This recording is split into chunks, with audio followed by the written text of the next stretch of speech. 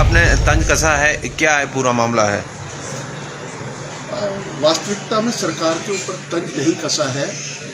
यह जो मुख्यमंत्री प्रदेश के अंदर पिछले कुछ दिनों से बोले जा रहे हैं कि ये भारतीय जनता पार्टी ने, ये जो मौजूदा राजनीतिक संकट चला है, ये भारतीय जनता पार्टी ने पैदा किया है।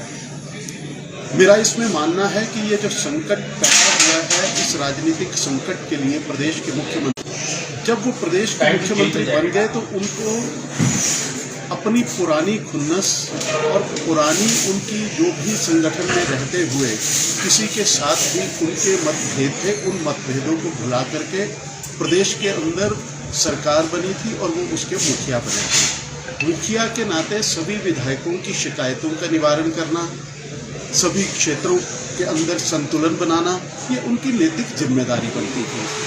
अब ना तो वो मंत्रिमंडल अपने उसके साथ संवाद स्थापित कर सके ठीक से, ना वो विधायकों से संवाद स्थापित कर सके, ना वो क्षेत्रीय संतुलन पूरी तरह से बना सके। तो इस तरह से जो भीतर का असंतोष था वो उफनता रहा और अब जो है वो कहीं ना कहीं उफन करके बाहर निकला है। और जिसकी परिणति मुख्य विधायकों ने, उनकी शिकायतों का निवारण नहीं हुआ। उन शिकायतों के निवारण नहीं होने से उनको अपने क्षेत्र की जनता में जवाब देना मुश्किल हो गया था। उसकी जवाबदेही के लिए जिन चीज़ों के लिए मुख्यमंत्री को उनकी पार्टी ने बनाया था, तो उनकी शिकायतों के निवारण की जिम्मेदारी उन्हीं की थी, इसलिए उसके ऊपर उनको काम करना चाहिए था।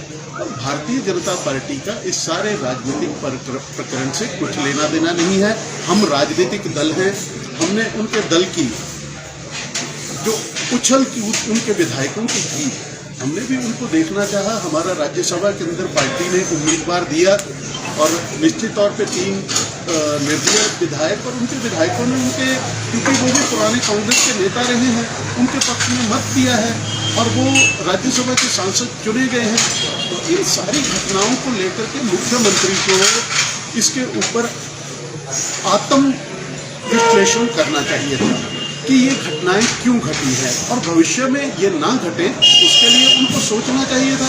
अब जिस तरह की शब्दावली का प्रयोग वो अपने विधायकों के लिए, जहरीले नाग, काले नाग, ऐसी शब्दावली जो है वो आज के इस सामाजिक दौर के अंदर ऐसी बातों के मायने जो है वो लोगों को, जो पद के ऊपर बैठे हुए व्यक्ति को अपना मानसिक संतुलन बना करके चलना चाहिए। चाहे जैसी भी परिस्थिति पैदा हो रही हो, वो प्रदेश के मुखिया है, वो उनको लोग देखते हैं, उनकी हर एक वाक्य के अंदर क्या अर्थ उसके निकलते हैं, उसके ऊपर नजर रहती है।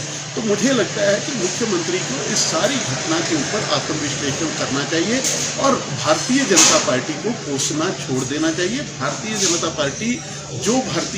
पार्टी को जनता ने अगर विपक्ष में बैठने का मैंडेट दिया है तो विपक्ष की भूमिका हम निभा रहे हैं और विपक्ष के नाते जनता की आवाज उठाना, जनता की अगर कोई ग्रीवेंसेस है उनको उठाना, यह हमारा नैतिक कर्तव्य बनता है और उसके ऊपर हम काम कर रहे हैं। भाजपा पर ये आरोप लगे हैं कि भाजपा खरीद फरोख्त की राजनीति पर उतर आई है, प्रदेश में जो है इस प्रकार का काम नहीं करना चाहिए, इस प्रकार के आरोप लगे हैं।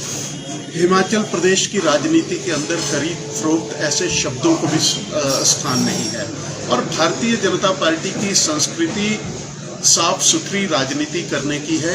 हिमाचल प्रदेश देवभूमि है करके कोई भी नेता, किसी भी पद पर बैठा हुआ व्यक्ति हिमाचल की संस्कृति को शर्मिंदा करने की बात ना करे।